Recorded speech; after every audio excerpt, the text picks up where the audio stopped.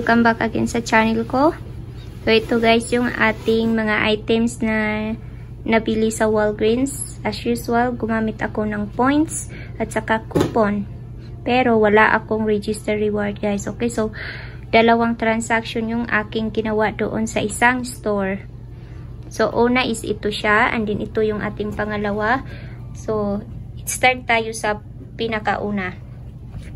So guys, dito, itong lahat pala ng items ito guys is wala tayong makukuhang points or RR, okay? Pero still nakakuha pa rin ako ng points kasi meron akong paper booster na spend 20 get 5,000 points. Okay? So papakita ko sa inyo yung aking breakdown para mas malinawan kayo guys. Okay, so yung aking first transaction guys is gumastos ako ng $18.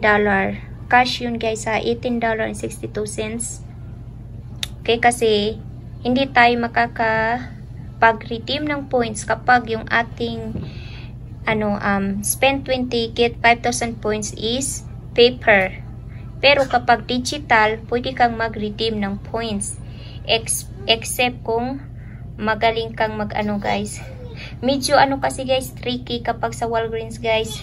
Yung iba nagsasabi na kapag spend yung pinag-uusapan, hindi ka dapat mag-redeem ng points kasi nga spend. Pero guys, may paraan na pwede kang mag-redeem. Yun nga, yung coupon, alam nyo na. Okay, so yan. So una tayo is sa Cetaphil. So yan. Buy one get one 50% off. So ito yung sa lotion $8.99 plus ito yung 50% off na sa ating shampoo. Okay guys, ito yun ha. Magkaiba yung price nito. Ito siya, yung regular price niya is around $5.79. So yung kalahati niya is $2.89. So equals $1.88. And then ito naman yung ating memo book, 99 cents. So dalawa yung kinuha ko. So naging $1.98. And yung ating ballpen guys, clearance siya. Nakuha ko na lang siya ng 79 cents. Itong ating Gerber is $3.19 isa. Yung ating namang Kleenex na $5. Okay, so yan yung aking item. Okay, so yung ating total lahat ng napag-grocery is $22.94. And then, i-minus natin yung $1.25. Ito yung IVC guys sa Kleenex. Ito yung makikita natin sa booklet. I-minus natin siya. And then, equals $21.69. So, pasok pa rin siya sa ating spend 20 get 5,000 points. And then, yung total naman ng ating coupon is $4 lang guys. So, dalawang coupon lang yung ginamit ko for Cetaphil. Yun lang yung may coupon ako. So, papakita ko sa inyo yung ating coupon. So, ito yung ating coupon guys. May expire pa siya sa katapusan pa. So, yan. So, mapapansin nyo dyan. Okay.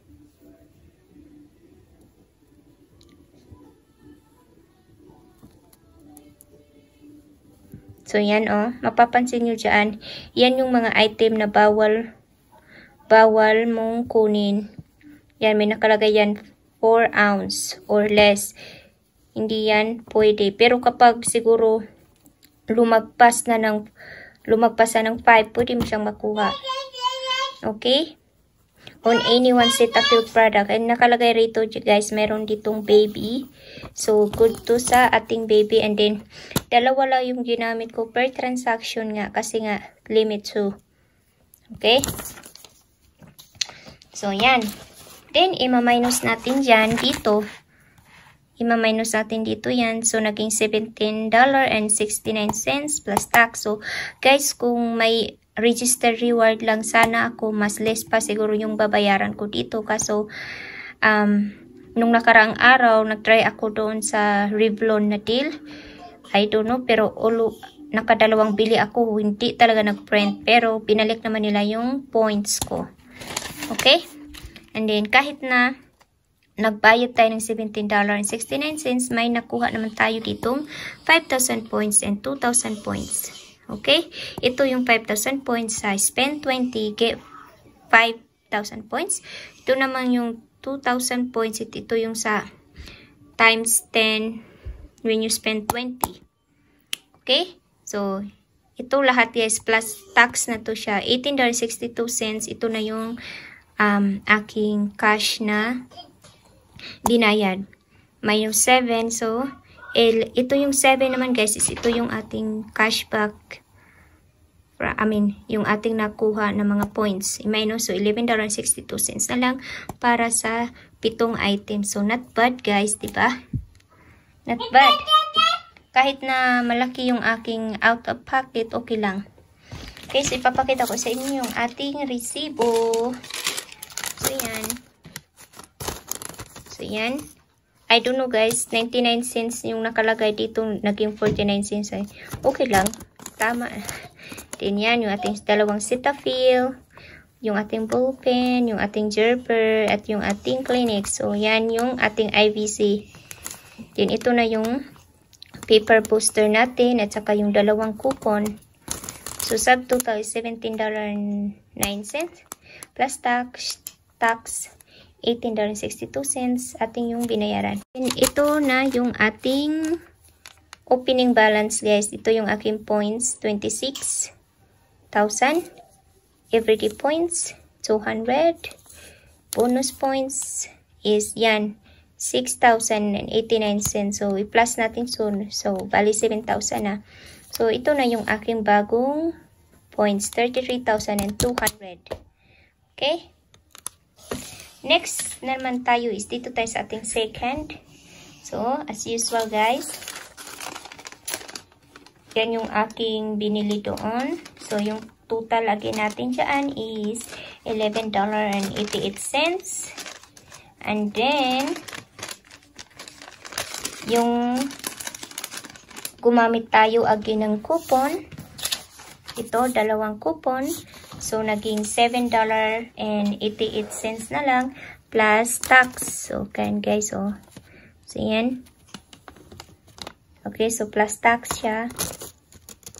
25, so naging $8.83. And then, nag-redeem ako ng 5,000 points. So, ginamit ko yung 5,000 points na nakuha ko sa aking first transaction dito sa ating second. So, yan. Nag-redeem tayo. Kaya, yung binayaran ko na lang is $3.88 na lang, guys. Okay? So, yan. $8.83 minus 5 is equals $3.83 na lang yung aking binayad. So, ito. So, yan. From 33,000, yan yung aking everyday points, 60. Yan yung ating redeem, 5,000 points. So, yung aking closing balance na lang, guys. Yung natira ko na lang points is 28,000 and 260. Okay? So, not bad, guys. Okay? Not bad para sa ganito. So, dito pa lang, guys, oh. Diba? So, that's it, guys. And if interesado ka pang malaman ang about couponing, please subscribe to my channel. And have a nice day. Bye-bye!